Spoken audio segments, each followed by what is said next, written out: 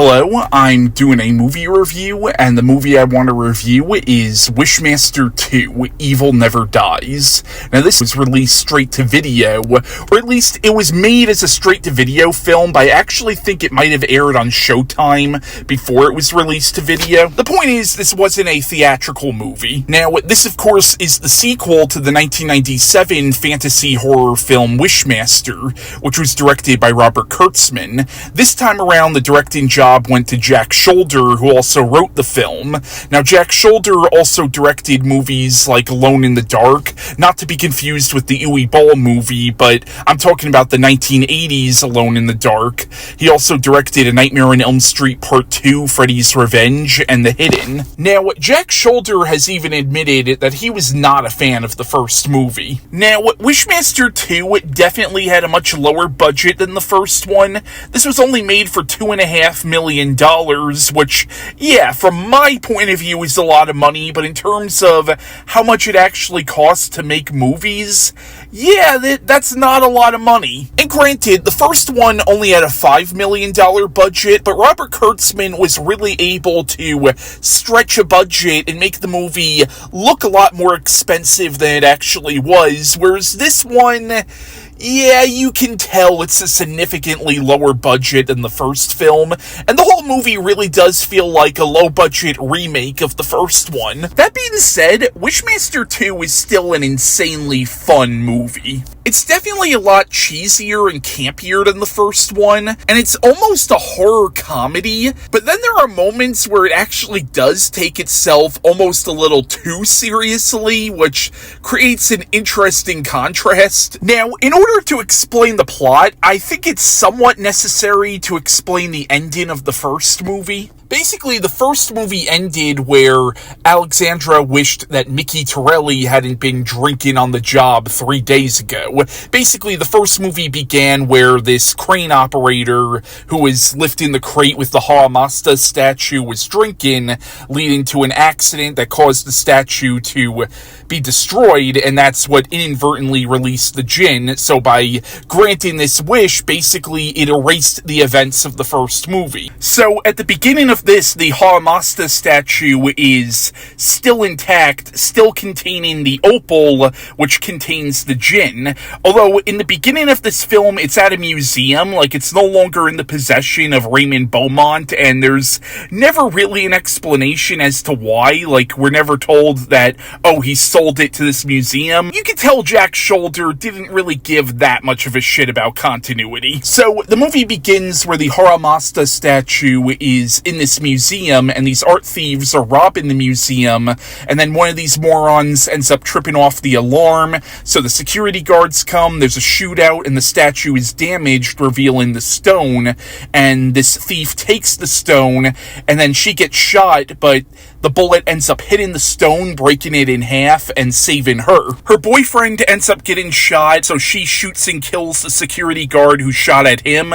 She gets away, and long story short, this Djinn is set free. The Djinn ends up taking on human form and then is arrested, taking the fall for the robbery and the murders. The next morning, the one art thief who got away, Morgana, she ends up hearing about this on the news and is like, why the fuck is this guy taking the rap for me? And she's also feeling tremendous guilt about killing the security guard, especially after she finds out he had a family. And she's also having nightmares about the Djinn because she is the one who freed him. She ends up going to this ex-boyfriend of hers who happens to be a priest for help, and the two of them figure out what the Djinn is, and they try to stop the Djinn. Meanwhile, the Djinn is in jail now, granting people's wishes, and it turns out he needs 1,001 wishes before he comes for Morgana and grants her 3 wishes, which will allow him to release the race of Djinn upon the earth. So yeah, this one plays around with the continuity a little bit. This time he needs 1,001 souls before he grants Morgana's wishes.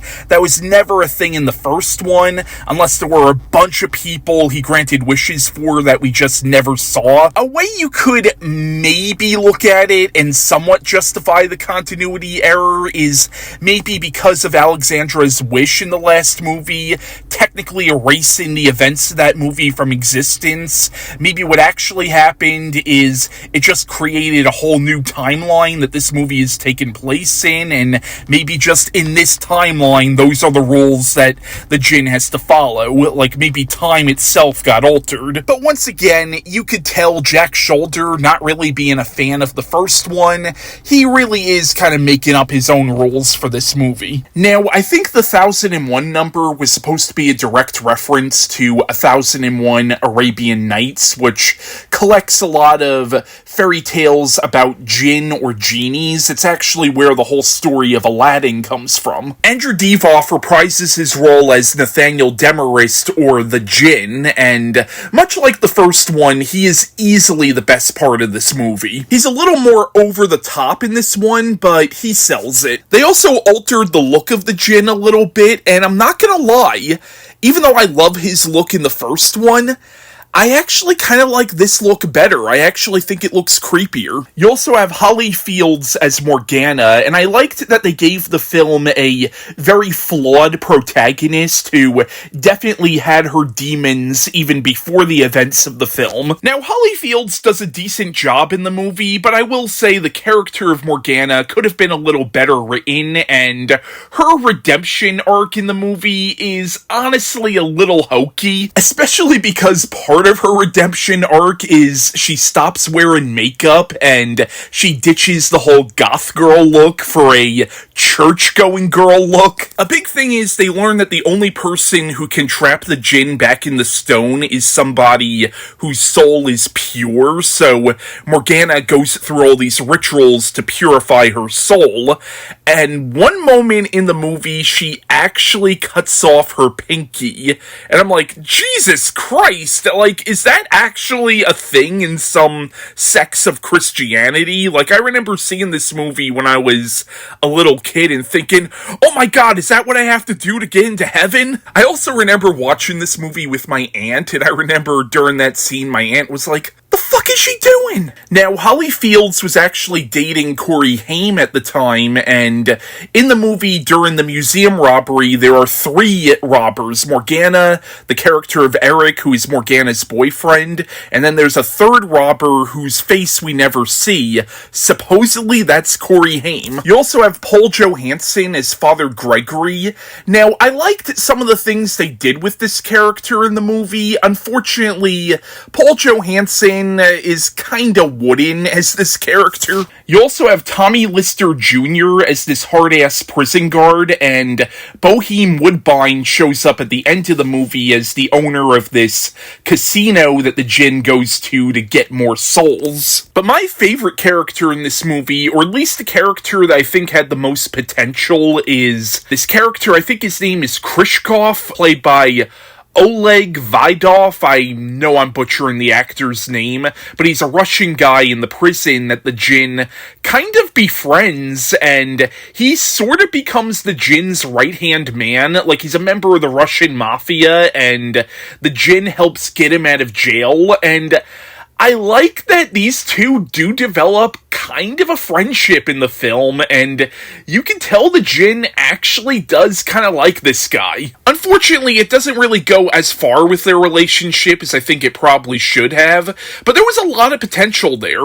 And that does lead to one of my biggest issues with this movie is there's a lot of potential in this film, but the movie doesn't really do a lot with the potential that it does have. For example, the first act is all taking place in a prison.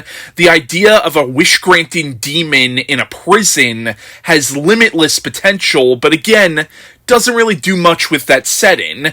Second act of the movie, the Djinn is out of prison with Krishkov, and he's involved with the Russian mafia, but again, doesn't really do much with that subplot. And then at the end, where you see the Djinn at this casino, again, the idea of the Djinn at a casino, limitless potential. Like, I'm thinking Leprechaun 3, where that whole movie took place in Vegas. Like, do something like that, but for the Djinn. But again, it doesn't really utilize that setting that well, except towards the end, where the Djinn just causes all this chaos at the casino. But despite all the missed opportunities, I still have a lot of fun with this movie. I actually think it's a very funny film. Like, I love the part where Tommy Lister's character is, like, harassing Nathaniel Demarest. He doesn't realize that this guy is actually a Djinn in human form, and at one point he says, "You know what? I wish I could slow dance with you, Compton style." And you see the Djinn, Nathaniel Demarest, actually look at the camera, outright breaking the fourth wall. You also have a scene where one of the prisoners says that his lawyer should go fuck himself, and then Nathaniel Demarest comes up to him saying, "I believe you said your lawyer should go fuck himself. Believe me, that can be arranged." And then in a scene that perfectly combines comedy with body horror, we see the lawyer's body contort in such a way where he actually fucks himself to death. And much like the first one, there is some pretty decent body horror in this. For example, there's a scene where the Djinn is in a holding cell and a guy wishes that he could just walk right out of there, and then we see the guy get pulled by some kind of a magical force right between the bars, and his body gets all crushed as it's being pushed through the bars. Later on, during the casino scene, we see a guy's intestines explode right out of his stomach.